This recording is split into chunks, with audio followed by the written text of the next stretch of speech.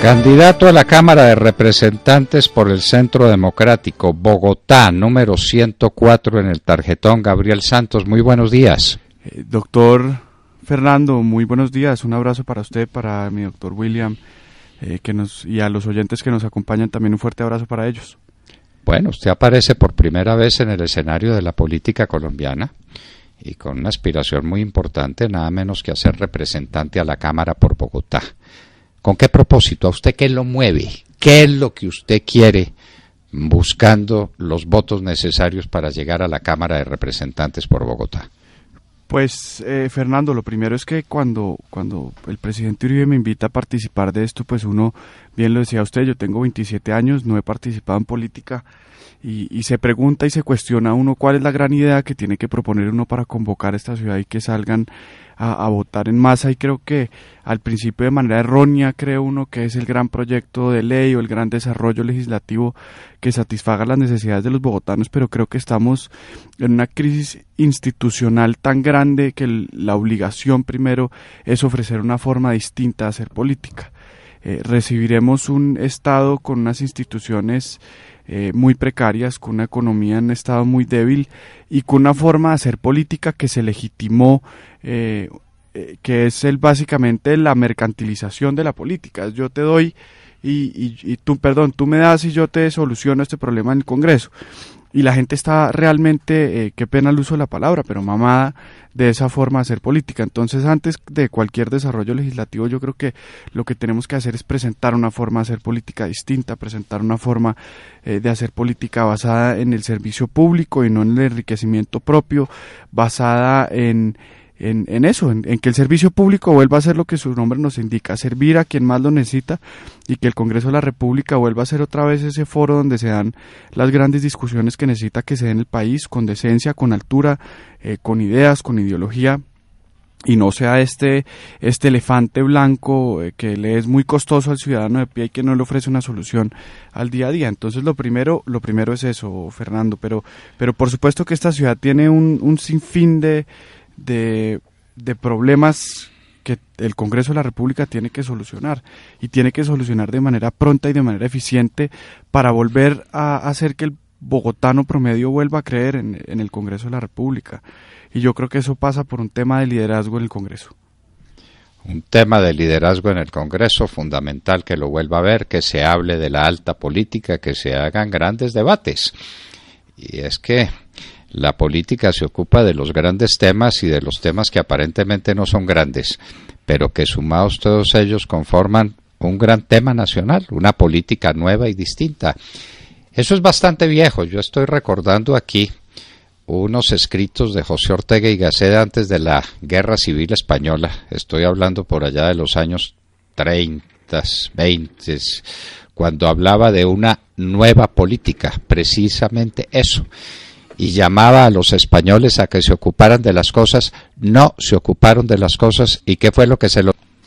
Sí, sin duda, Fernando. Yo creo que acá hay una cosa muy importante, es que si eso pertenece a Romaña, Romaña debe perder los beneficios que se le concedieron, digamos, de manera más que generosa por parte del Estado, y creo que debe pasar este caso a la justicia ordinaria, y que sea la justicia ordinaria quien se ocupe de investigar y condenar a este delincuente. Creo que ese sería una de las primeras cosas que tiene que hacer el Congreso, que se vuelva a reunir en marzo, y es exigir que esta persona pierda los beneficios que se le dieron en virtud del acuerdo entre Santos y Timochenko. Eso es lo primero. Y lo segundo es que, bien lo dice usted, esta es una sociedad que no le teme a la ley. Acá ya no nos reina el imperio de la ley como podía pasar en tiempos anteriores, y eso lo que pasa es que se desnaturaliza la sociedad, y que creemos que como tenemos un incentivo nefasto de que ser delincuente de alguna forma paga o se retribuye con beneficios mayores al promedio de la sociedad, pues esto es lo que termina pasando. Porque cuando le rompemos esa cadena de valores donde quien comete un delito se sanciona y se investiga y se condena, pues cuando eso no pasa, ese mensaje llega a todos los espectros de la sociedad. Y eso es algo muy grave. Nosotros tenemos que volver a tener una sociedad donde la gente le tema la ley, donde la gente respete a sus Fuerzas Armadas y a la policía, y eso es a lo que tenemos que volver. Pero Fernando, nosotros no regresamos a una sociedad así si nosotros no empezamos a liderar con ejemplo este tipo de transformaciones, con ejemplo de política decente, con ejemplo de hacer las cosas de una manera diferente.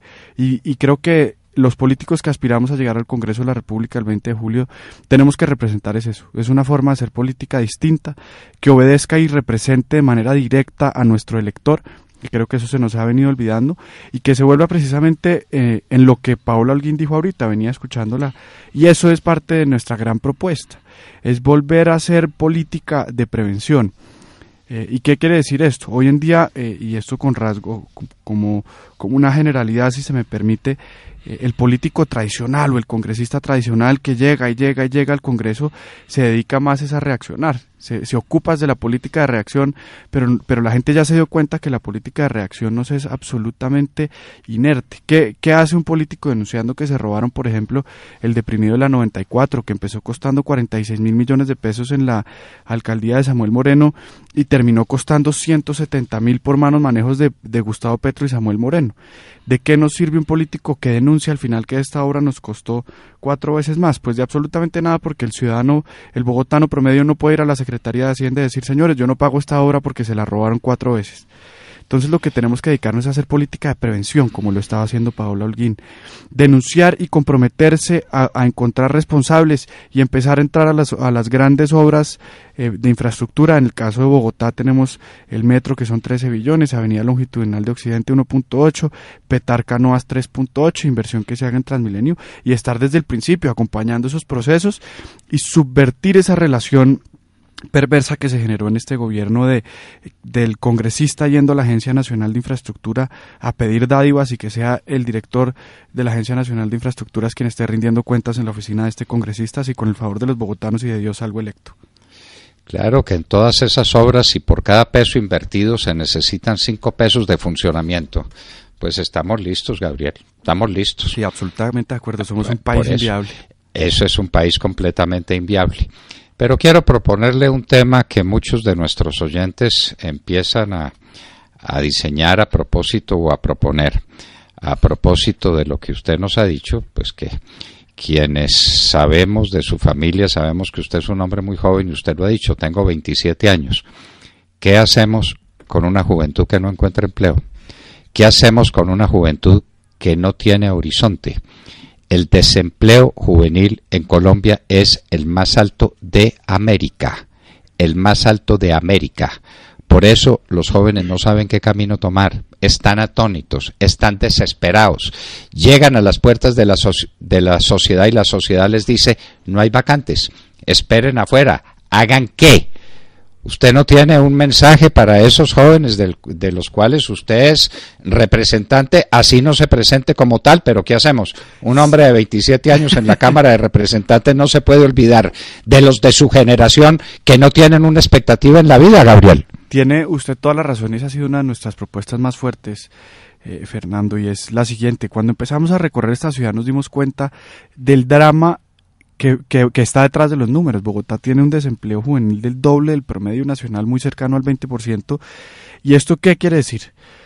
Esto quiere decir que un estado tan precario como el colombiano está ofreciendo soluciones de educación a una porción importante de la sociedad, y esto es impensable para un estado con una economía tan difícil como la nuestra. Estamos pudiendo educar a una porción de los jóvenes. Por supuesto, tenemos problemas en calidad, en cobertura, que eso tendremos que subsanarlos en el corto plazo. Pero ¿qué pasa con esta generación? Y es que estamos perdiendo una generación de jóvenes educada, en edad productiva y en capacidad de aportar al Estado, a manos de la informalidad. Porque usualmente, ¿cómo funciona la dinámica? Las personas de menores recursos logran endeudarse o endeudar incluso a sus familias para poder acceder al sistema educativo, y lo hacen y salen preparados de instituciones técnicas, tecnológicas y de carreras profesionales. Y cuando salen tienen una expectativa de que eso es un cambio, digamos, hay una mejoración de alguna forma socioeconómica y que ellos van a poder contribuir a la economía familiar, incluso contribuir en otros aspectos para la educación de quienes vienen detrás de ellos en la familia.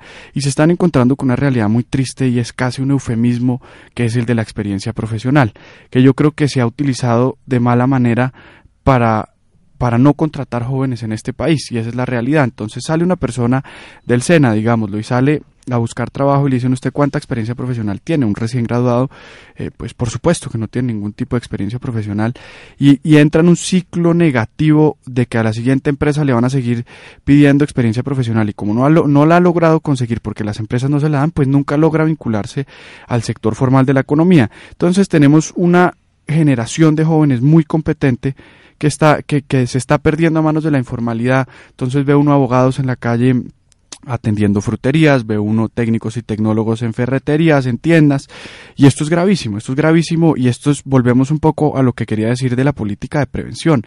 Esto hoy en día es un drama, pero va a ser un drama mucho mayor cuando esta generación no haya cotizado pensiones y de manera definitiva se nos reviente el sistema pensional, o cuando estas personas no hayan podido contribuir al sistema de salud. Es decir, tenemos que meterle la mano ya. ¿Y cómo lo hemos pensado hacer, Fernando? Nos pusimos a estudiar cuál es la forma, porque uno no solo puede pensar en el joven, sino tiene que pensar en el empresario para que contrate al joven. En este país existió la ley de primer empleo, que terminó siendo un saludo a la bandera porque no ofrecía una solución material para el empresario y por el contrario le ponía muchas cargas. Entonces el empresario terminó no beneficiándose de una norma y eso terminó muriendo. Pero yo creo que uno como político no tiene que inventarse el agua tibia, sino buscar lo que funcionó, mejorarlo y proyectarlo a futuro y que tenga una vocación de permanencia y de éxito, y eso es lo que queremos hacer.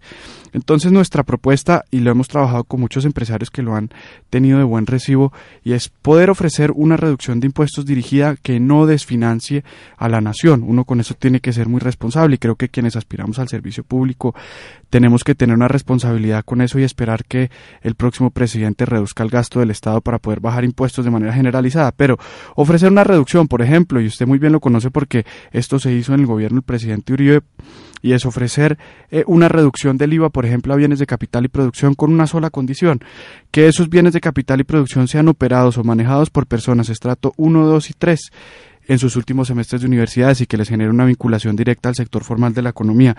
Esto es un paño de agua tibia, sin duda, porque yo creo que este país necesita una política pública en materia de educación y laboral en tema exclusivamente de jóvenes, y tenemos que converger todos los sectores de la sociedad en ese tema. Pero creo que si logramos ofrecerle ese incentivo a las empresas para que vuelvan otra vez a producir, para volver a reactivar ese sector de la economía, de la mano de los jóvenes podemos hacer un mejoramiento de la sociedad que yo creo que se vería de manera muy muy rápida. Creo que lo agradecerían los jóvenes, creo que lo agradecerían los empresarios, lo agradecería el Estado, y yo creo que ese es el tipo de propuestas que está esperando este país del siguiente Congreso. Pero Gabriel, usted está mencionando un tema que es vital para que esto funcione y cualquier iniciativa funcione, y es que estemos en crecimiento. Una economía colombiana, una economía como la economía colombiana que no crezca. Juan Luis Londoño, una persona que usted tal vez alcanza a recordar. Lo recuerdo, por supuesto. De sus años muy juveniles. Juan Luis Londoño tenía un estudio que el presidente Uribe nos repetía en el Consejo de Ministros una y otra vez: o crecemos por encima del 5% o este país no tiene horizonte. Y estamos creciendo al 1.5. Ahí están haciendo trampas para poner que es el 1.8. Igual, la misma miseria.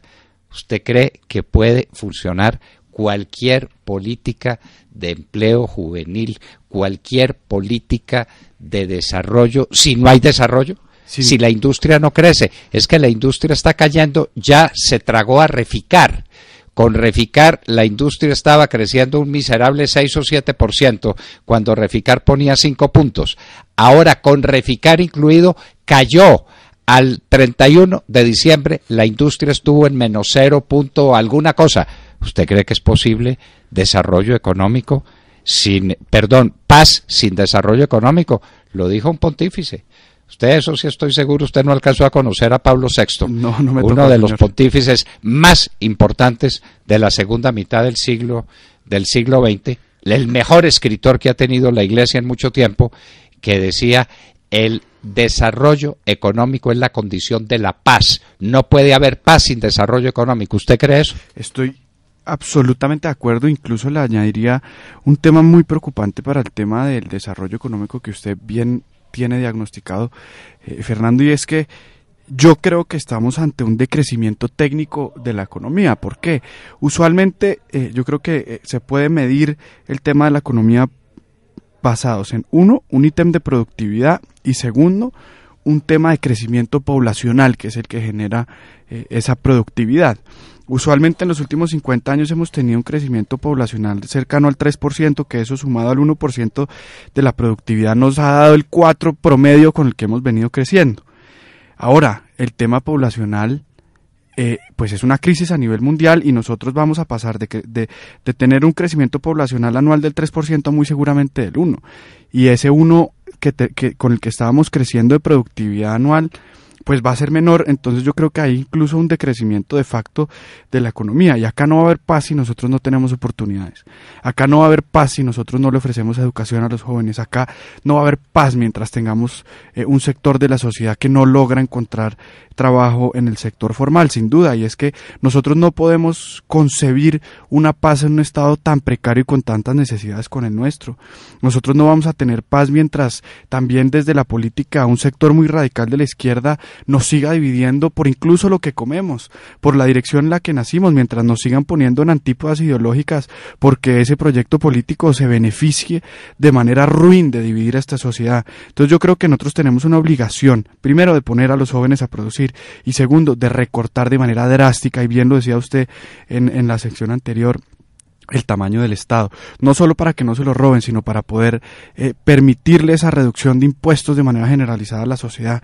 Y es que hoy en día el Estado se convirtió en un monstruo, y precisamente en los mismos términos del escándalo de Fonsecón, y es que el Estado nos está costando una inmensidad exclusivamente por operar, y eso es vergonzoso que nosotros vayamos a Tumaco y le exijamos a la gente entrar a la legalidad y pagar impuestos para que funcione el Estado, para tener las oficinas atestadas de funcionarios, para que los ministros hagan de las suyas con la contratación estatal. Eso es realmente vergonzoso, y nosotros tenemos que hacer un acto de mea culpa y de obligar desde el Congreso de la República al siguiente presidente a que el Estado vuelva a su justa proporción, a que vuelva al Estado lo que nos enseñó el presidente Uribe, un Estado austero, un Estado pequeño, que podamos invertir en temas sociales, seguridad, defensa.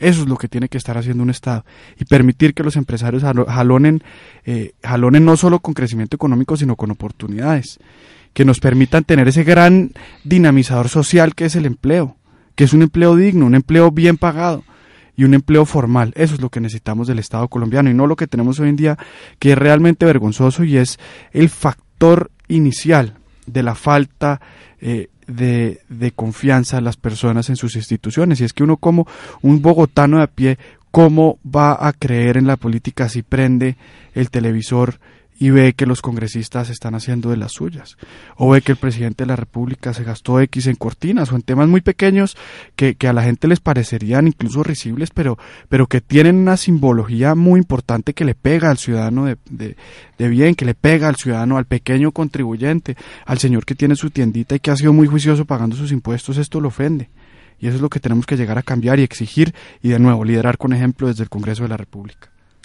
Gabriel Santos, número 104 en el tarjetón. Usted pertenece a una generación muy ilustrada. Hemos visto y hemos dicho, los que somos hoy padres ya de gente como usted y de gente inclusive mayor que usted, que el título universitario es el comienzo, que una persona que no tiene especializaciones y no tiene maestrías y no está esperando a PhD, se está quedando apenas en obra negra. ¿Usted por qué no le cuenta a nuestros oyentes cuál es su preparación académica, Gabriel? ¿Con qué lo dice? Sí, yo estudié Derecho en la Universidad de los Andes, precisamente por mi juventud y por llevar preparándome para este tema. No he continuado los estudios, que tenemos una obligación de seguir estudiando, y no de estudiar lo mismo, sino de seguir creciendo de manera, yo diría que multimodal. Yo obedezco, digamos, mi formación profesional al sector minero energético. Trabajé en 2 firmas de abogados en estructuración financiera y legal de los grandes proyectos de infraestructura, y por supuesto, cuando vino la crisis, pues la refinanciación de estos grandes proyectos, digamos, de infraestructura, y por supuesto, cuando vino la crisis, pues la refinanciación de estos grandes proyectos de infraestructura, y por supuesto, cuando vino la crisis, pues la refinanciación de estos grandes proyectos de infraestructura, y por supuesto, cuando vino la crisis, en materia de infraestructura, operación petrolera y mineroenergética, y después me enamoré del servicio público, y yo creo que también es muy importante a lo académico sumarle lo práctico.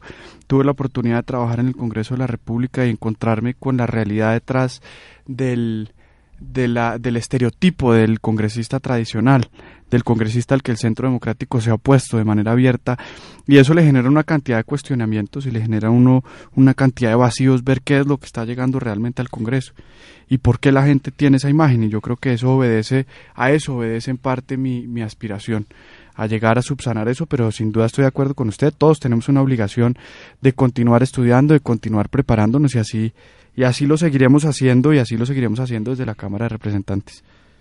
Eso no termina nunca. Yo a mis alumnos les decía que el problema del derecho era que uno nunca acababa de aprenderlo. Y no lo puede acabar de aprender porque el derecho es vida. El derecho se refiere a la vida y resulta que la vida es cambiante, es multiforme. Todos los días presenta desafíos distintos y características distintas. El abogado que no está estudiando todos los días se queda a la saga.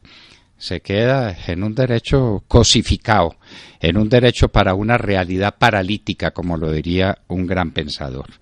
Gabriel Santos, candidato a la Cámara de Representantes por el Centro Democrático.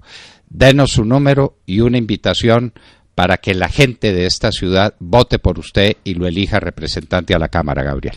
Pues Fernando, muchas gracias por la invitación, y quisiera invitar a los bogotanos a que dejemos la apatía. Es una de las grandes crisis que me he encontrado, y es el ciudadano que se jacta de ser apolítico, y nada más peligroso que ser apolítico, porque lo que estamos permitiendo es que por medio de la crítica a los políticos, en la cual es muy justificada y creo que caemos muchos de manera un poco banal, pero cuando le abrimos esos espacios, los que están saliendo con la tula, que se ven hoy en día en las calles de Bogotá, abusando de las necesidades de los bogotanos, ellos son los que llegan más fácil.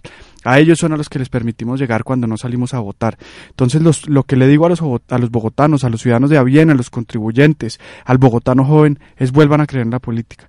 Es denme un voto de confianza, porque llevo preparándome mi vida para este momento, para servir, para liderar con ejemplo, para ser la voz de los ojos que tienen que ser los electores en las comunidades, para transformar la forma en la que este país se hace política, y para volver a hacer que los bogotanos estén orgullosos de sus políticos, de un político joven, de un político decente, de un político con ideas que se va a preocupar por cuidarles hasta el último centavo de los bolsillos, no al final, cuando ya no hay necesidad, sino al principio, cuando les piden los impuestos. Y vamos a llegar a renovar la política del Congreso de la República. Entonces, a todos a quienes nos estén escuchando y quieran acompañarnos, los invito el 11 de marzo a buscar el tarjetón del Centro Democrático en Bogotá y marcar el número 104, Centro Democrático 104, y le agradezco mucho por la invitación, Fernando.